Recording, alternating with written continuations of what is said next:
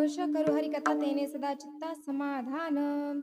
एकाने विचारले, महाराज, नामस्मरण सगळ्यात सोपे आहे, मग ते सतत करा असा उपदेश करण्याची काय गरज आहे? नामस्मरण केल्याने काय होते? नामस्मरण कशासाठी करायचे? महाराज म्हणाले, नामस्मरण जरी सोपे असले तरी घेणारा शहाणा लागतो. तुका म्हणे सोपे आहे सर्वाहुनी, शहाणा तो धनी घेतो येते. नामस्मरण जरी सुलभ असले तरी घेणारा दुर्लभ आहे. ज्ञानदेव म्हणे नाम हे सुलभ, सर्वत्र दुर्लभ विरळा जाणे. याचे कारण नामस्मरण मुखातून येण्यासाठी पूर्वजन्मीची पुण्याई असावी लागते. जन्म जन्मांतरी असेल पुण्य सामग्री, तरीच नाम जिव्हाग्री श्रीरामाची. माऊली म्हणतात, भूत सुकृताची जोडी म्हणून विठ्ठल यावडी. नामदेवराय म्हणतात, अनंत पुण्य राशी घडेल ज्यापाशी, तरीच मुखाशी नाम येते. अनंत अशा पुण्याच्या राशी असतील तरच मुखातून नामस्मरण घडते. आता नामस्मरण केल्याने काय होते? नामस्मरण कशासाठी करायचे तर ऐका. 1,00,00,000 नामस्मरण केल्याने आरोग्य प्राप्ती होते. 2,00,00,000 नामस्मरण केल्याने संपत्ती प्राप्त होते. 3,00,00,000 नामस्मरण केल्याने इहलोकी सुख प्राप्त होते. 4,00,00,000 नामस्मरण केल्याने कामक्रोध संपतात. 5,00,00,000 नामस्मरण केल्याने नामस्मरणाने ज्ञान प्राप्त होते. 6,00,00,000 नामस्मरण केल्याने नामस्मरणाने ज्ञान प्राप्त होते. 7,00,00,000 नामस्मरण केल्याने अनुकूल पती पत्नी मिळतात. 8,00,00,000 नामस्मरण केल्याने अपमृत्यू टळतो. 9,00,00,000 नामस्मरण केल्याने स्वरूप साक्षात्कार होते. 10,00,00,000 नामस्मरण केल्याने प्रारब्ध कर्म नाहीसे होते. 11,00,00,000 नामस्मरण केल्याने संचित कर्म नाहीसे होते. 12,00,00,000 नामस्मरण क्रियामान कर्म नाहीसे होते. आणि 13,00,00,000 नामस्मरण केल्याने आपण ज्या भगवंताचे नामस्मरण करतो तो भगवंत साक्षात भेटल्याशिवाय राहत नाही. ही नामस्मरणाची ताकद आहे. त्यासाठी नामस्मरण करायचं असतं. आता नामस्मरण केल्याने खरंच एवढं प्राप्त होतं का हो? उदाहरण घ्यायचं झालं तर जनाबाई, वाल्मिकी ऋषी. वाल्मिकी हा वास्तविक ब्राह्मणाचा मुलगा होता. आता ब्राह्मणाने करायचा तो काय? आचार धर्म, यज्ञ याग, पाठपठण हा ब्राह्मणाचा धर्म झाला. पण तो असं काहीच करत नव्हता. उलट वाईट मार्गाला जाऊन, वाईटांच्या संगतीत राहून वाटमारीच्या लुटालुटीच्या धंद्यात पडला होता. तो काय करायचा? एकटे डुकते वाटसरू दिसले की त्यांच्या हत्या करायचा. त्यांच्यापासून जे धन मिळेल त्याच्यापासूनच आपल्या बायका मुलांचं पालनपोषण करीत असे. तो पर्वताच्या दरीत राहत असे. म्हातारपण आले पण वाटमारी धंद्यात त्यांनी खंड पडू दिला नाही. एके दिवशी असाच शोधून टपून बसलेले असताना तिकडून नारद मुनी व काही तपस्वी ऋषी येत होते. त्यांना पाहून वाल्या त्यांच्या अंगावरती शस्त्र घेऊन धावून गेला. त्यांना म्हणाला, तुमच्याजवळ जे काही द्रव्य असेल ते खाली टाका, नाही तर प्राणाला मुकाल. आता त्याचे वागणे बोलणे पाहून नारद मुनी समोर झाले. ते म्हणाले, हे बघ, तू आमचे म्हणणे ऐकून घे, मग तू आम्हाला ठार केले तरी चालेल. आतापर्यंत तू कित्येक वाटमारी हत्या केलायस, त्याच्यामुळे तुझे पाप फार वाढले आहे आणि या पापाची शिक्षा तुला भोगावीच लागणार आहे. यमदूत तुला नाना प्रकारच्या यातना देतील. अनेक यातना यम करविल, कोण सोडविल ते तुझला. त्यावेळेला तू कमवलेलं धन तुझ्या उपयोगी पडणार नाही, किंवा तू त्यांच्यासाठी कमवतोयस ते सुद्धा तुझ्या ह्या पापात भागीदारी होणार नाहीत. आमचं खरं वाटत नसेल तर जा, त्यांना विचारून ये. आता पापाच्या शिक्षेने बेचैन झाला. तडक घरी आला. म्हणाला, तुमच्या पालनपोषणाकरिता मी आतापर्यंत कित्येक वाटमारी हत्या केल्यात, त्याच्यामुळे माझे पाप फार वाढले आहे. त्या पापात तुम्ही भागीदारी होसाल का? मुलं म्हणाली, बाबा, तुम्ही आम्हाला जन्म दिलाय, आमचे पालनपोषण करणं हे तुमचं कर्तव्य आहे. मग ते तुम्ही पाप कर्माने करता किंवा पुण्य कर्माने, याच्याशी आमचा काहीही संबंध नाही. ते पाप आम्ही केलेलं नाही, त्याच्यात आम्ही भागीदारी होणार नाही. आता हे ऐकून वाल्मिकी दुःखी झाला. तर तसंच नारद मुनींकडे आला. त्यांच्या चरणावरती रडत दिनवाणीने असं रडत म्हणा लागला, महाराज, आपण म्हणता ते खरे आहे. माझ्या संपत्तीचे सर्वजण वाटेकरी आहेत, पण माझ्या पापाची कुणीही भागीदारी नाहीत. आता या पापाच्या शिक्षेतून मला बाहेर काढा, काहीतरी उपाय सांगा. आता त्याला ते नारद मुनींना दया आली त्याच्यावरती. ते म्हणाले, राम नामाचा जप कर. आता तिथे जिभेवरती कसलाही सुसंस्कार न झाल्यामुळे त्याला राम हे अक्षर सुद्धा म्हणता येत नव्हते. त्याचाच परिचित असणारा शब्द मरा मरा असा म्हणायला सांगितला. आता मरा मरा म्हणत असताना आपोआप राम नामाचा जप होऊ लागला. एकाच ठिकाणी बसून नामस्मरण करण्याची आज्ञा दिली व नारद मुनी तिथून निघून गेले. सर्व काही विसरून वाले एकाच ठिकाणी बसून नामस्मरण करत होता. बराच काळ लोटला. अंगावरती मुंग्यांनी वारूळ केले होते. हातातल्या काठीला सुद्धा पालवी फुटून त्याचा वृक्ष झालेला होता. आता एवढं सगळं झालं आणि नारद मुनी तिथून एका दिवशी वीणावादन करीत असताना जात असताना त्यांच्या कानावरती पवित्र नामनामात जप ऐकू येत होता. त्यांनी जेव्हा त्या आवाजाचा अनुराधाने शोध घेतला तेव्हा त्यांच्या असे लक्षात आले की हा आवाज एका वारुळातून येत आहे. नारद मुनी तिथे गेले. ते वारुळ उखरले, वाल्याला बाहेर काढले, समाधी अवस्थेतून जागे केले. वाल्याचा कायाकल्प एकदम बदलून गेला होता. भव्य दिव्य दाढी वाढलेली, शरीर वृद्ध झाले होते, पण चेहऱ्यावरती एकदम आसम शांतता दिसत होती. एखाद्या तपस्वी ऋषींसारखा वाल्मिकी दिसत होता. नारद मुनींनी त्याला वाल्मिकी हे नाव दिले. वाल्मिकी नारदांच्या चरणावरती पडला व म्हणाला, महाराज, आपल्यामुळे माझ्या जीवनाचे सार्थक झाले. आता आपली सेवा कराव्यास देऊन सेवेतून उपकृत करा. त्याचा कायाकल्प बघून नारद मुनी एकदम प्रसन्न झाले, आनंदित झाले. त्यांनी त्याला प्रेमाने उठवले व म्हणाले, वाल्मिकी, पुढे 60,000 वर्षानंतर राजा दशरथाचा पुत्र भगवान विष्णू अवतार घेऊन येणार आहेत, त्यांचा मुलगा म्हणून.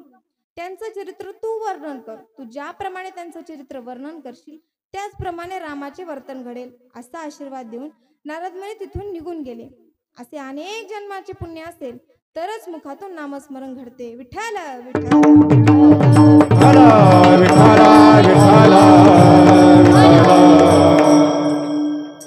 नामस्मरण जरी पूर्वजन्मीच्या पुण्याने येत असेल तरी नित्यनेमाने नामस्मरण घडणे हे गरजेचं आहे. नित्यनेमन आम्ही ते प्राणी दुर्लभ लक्ष्मी वल्लभ तयाजवळी. याकरिता तुकोबारायांनी अभंगात प्रथम सदा हा शब्द वापरला आहे. याच मागचा उद्देश असा की नेमाचे रूपांतर प्रेमात झाले तर सतत भगवंताचे नामस्मरण घडते. पंढरीची वारी नेमाने करण्यापेक्षा प्रेमाने करावी. एकादशीचा उपवास नेमाने करण्यापेक्षा प्रेमाने करावी. माऊली म्हणतात, जसं की एखादी मुलगी आई झाल्यानंतर त्या बाळावरती प्रेम करायचं त्या मुलीला शिकवावे लागत नाही, ते प्रेम आपोआप निर्माण होते. तसं आपलंही त्या नामस्मरणाबद्दल आपोआप प्रेम निर्माण झालं पाहिजे. आणि जर का ते प्रेम निर्माण होत नसेल तर समजायचं दत्तक घेतलेलं आहे. नामदेवराय म्हणतात, नाथ महाराज म्हणतात, प्रेमाविन भजन नाकाविन मोती अर्थाविन पोती वाचून काय. प्रेम नसेल तर सर्व क्रिया व्यर्थ ठरतात. आणि अशा प्रेमाने जर आपण सतत भगवंताचे नामस्मरण केले तर तो भक्तांसाठी वैकुंठ तर सोडाच लक्ष्मीचा सुद्धा त्याग करतो. नहम वसामी वैकुंठे योगिनाम हृदयेनच मद्भक्ता यत्र गायन्ति तत्र तिष्ठामि नारदः. माऊली म्हणतात, परितयांपाशी पांडवा मी हरपलागी वसावा, तेथे नामघोष भरवा करीती माझा. भावार्थ, रामायणाच्या सुंदर कांडात वर्णन केलेले आहे. वसे तेथे देव सदा सर्व काळ करीती निर्मळ नामघोष. याकरिता तुकोबारायांनी अभंगात प्रथम सदा नामघोष शब्द वापरला. याचाच मागचा उद्देश असा, जगाला उपदेश करणे सोपे असते पण ते स्वतः आचरणात आणणे मात्र कठीण असते. एका व्यक्तीने महाराजांना विचारले, महाराज, तुम्ही जगाला सांगता नामस्मरण करा, तुम्ही स्वतः करता का हो?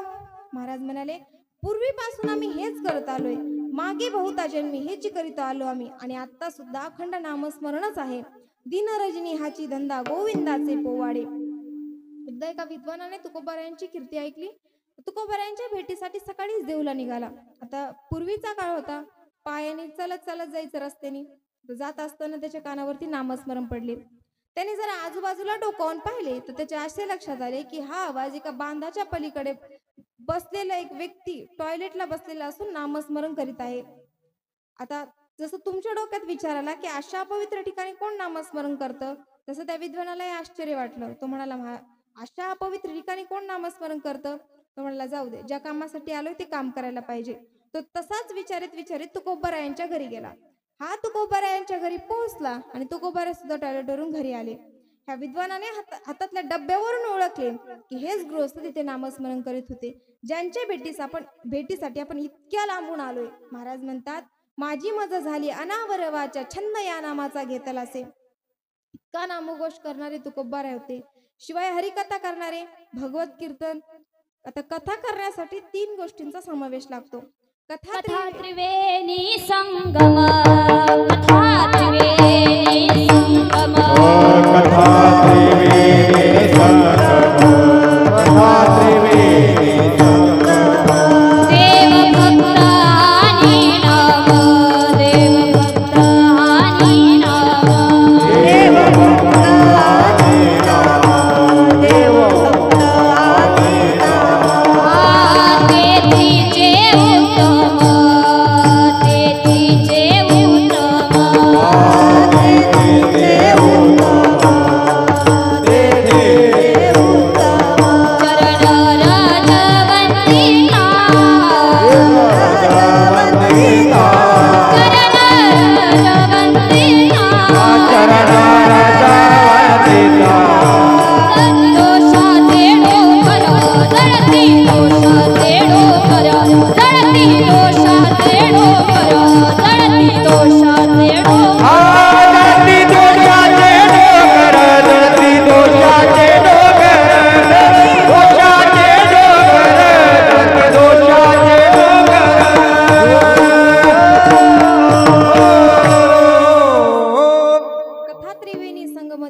भक्ती आणि नामते तिचे उत्तम चरण रज वंदिता.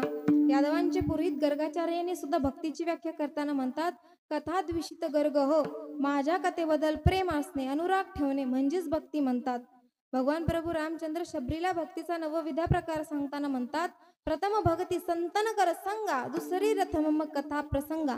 माझ्या कथेबद्दल प्रेम अनुराग ठेवणे म्हणजेच भक्ती म्हणतात. ही भक्ती अशी असावी व संबंधित नाथ महाराज म्हणतात, सतत नामघोष आणि हरिकथा केल्यास चित्ताला समाधान प्राप्त होते. तेने सदा चित्ता समाधान. व्यवहारातील कोणत्याही साधनाने समाधान प्राप्त होत नाही. उदाहरण घ्यायचं झालं, तुम्ही रेल्वेच्या फर्स्ट क्लास डब्यात बसलाय, बसायला मऊ गादी आहे, पुढे बघायला टीव्ही आहे, हवा घेण्यासाठी एसी आहे, खायला फराळाचे पक्वान ठेवलेत. एवढी सारी सुखाची साधना असताना तुमचं पोट दुखायला सुरू झालं. या सर्व साधनांपासून किती समाधान प्राप्त झाले हो? म्हणजे आतले समाधान बिघडले की बाहेरची कोणतीच वस्तू सुख देऊ शकत नाही. आता एखादा व्यक्ती जेवायला बसले असताना समोर पंचपक्वानाचं ताट ठेवलेलं आहे, हातात बासुंदीची वाटी घेतलेली, तोंडाला लावणार तेवढ्यात खिशातला फोन वाजला. तिकडून कोणीतरी म्हणलं की तुमचा मुलगा वारला. या सर्व पंचपक्वानापासून त्या व्यक्तीला किती समाधान प्राप्त होईल हो? म्हणजे आतले समाधान बिघडले की बाहेरची कोणतीच वस्तू सुख देऊ शकत नाही. एक लाडाचा जावई रात्रभर प्रवास करून मुंबईवरून सासरवाडीला आला. आता सासरवाडीला आलाय म्हणल्यानंतर सासूंचा जावई म्हणजे लाडका असतो, सगळ्यात लाडका. आता काय, जेव्हा जावई आलाय म्हणल्यानंतर सासऱ्यांनी जागरण गोंधळ ठेवलं. सासूबाईंनी मस्त जावयाला जेवण वगैरे बनवलं. आग्रहाने जावयाला भरपूर जेवायला घातलं. जागरण गोंधळ झालं, सगळं काही आटपलं आणि जावयाला झोप येत होती. तर बिचाऱ्या कुठं झोपणार गर्दीत? त्याने काय केलं, सासऱ्याच्या रानात गेला. तिथं विहीर होती, विहिरीच्या शेजारी आंब्याचं झाड होतं. त्या आंब्याच्या झाडाखाली झोपला. आता हा मस्त झोपला होता बिचारा. तिची मेवणी तिकडून म्हैस चारीत आली. आता दाजींची ही लाडकी असते मेवणी. आल्यानंतर तिने काय केली, त्या विहिरीला एक मोटर होती, मोटरीची एक दोरी काढली, दाजीचा उजवा पाय आंब्याच्या झाडाला बांधला. तर दाजी काय उठना, हिला सुख काय भेटना. आता त्याच्याहूनही समाधान प्राप्त नाही झाले. तिने मोटरीची दुसरी दोरी काढली, दाजीचा होता तो पण पाय डावा म्हशीच्या पायाला बांधला. आता तरी पण दाजी काय मोठा, हिला सुख काय भेटना. तिने काय केली, ते आंब्याची दोरी सोडून आणि म्हशीला एकच फटका मारला. म्हैस जावयाला घेऊन गावात पळाली, माघार आली ती पोलिसांना घेऊनच. मग तुम्हीच विचार करा त्या जावयाचा म्हणजे काय अवस्था झाली असेल. आता एवढं सगळं झालं, त्या मेवणीला किती समाधान प्राप्त झालं. म्हणजे जिथे समाधान आहे तिथे सुखाला कमतरता नाही. तुका म्हणे सुखा काय येऊ नये, राहे समाधान चित्ताची या. तिथे का तुका म्हणे तेथे सुखा काय येऊ नये, राहे समाधान चित्ताची या. चित्ताला समाधान असल्यास सुखाला कमतरता नाही. म्हणून महाराज म्हणतात, आम्हाला सर्व सुख प्राप्त झालेले आहे. आम्ही सर्व अलंकार धारण केलेले असून आनंदाने आणि निर्भय होऊन डुलू लागलो आहे. ते कसे काय, तर हेच महाराज अभंगाच्या दुसऱ्या चरणात सर्व सुख लालो सर्व अलंकार, सर्व सुख लालो सर्व अलंकार, सर्व सुख लालो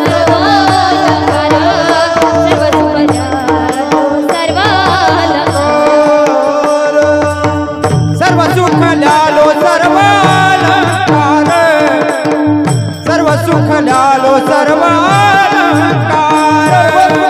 सर्व अलंकार, सर्व सुख लालो सर्व अलंकार. आनंदे निर्भर डुलत सो, डुलत सो, आनंदे डुलत से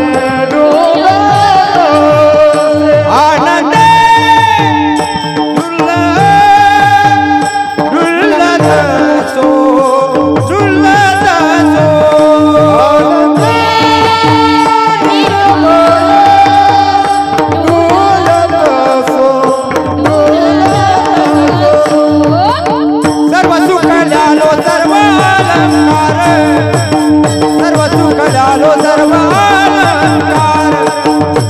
सुख लालो सर्व अलंकार, सर्व सुख लालो सर्व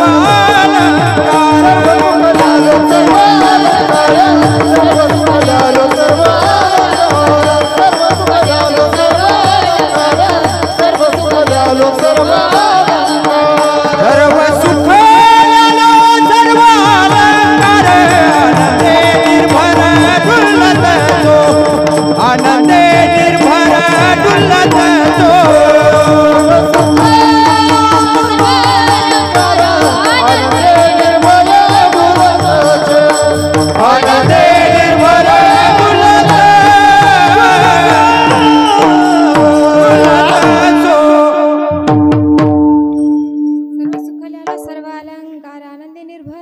असो.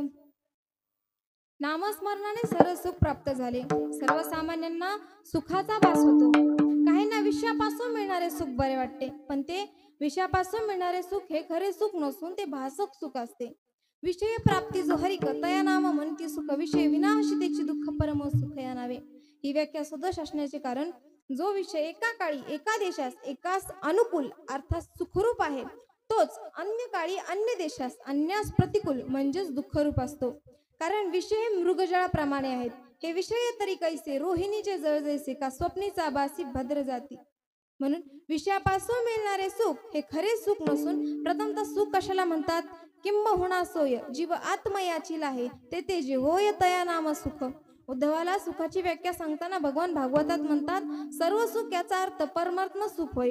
सर्व कार्य कामात्मक सृष्टीची उत्पत्ती व लय ज्यापासून होते व ज्या सर्वाचे सर्वदा ज्ञान असते त्या सर्वज्ञ असे म्हटले जाते.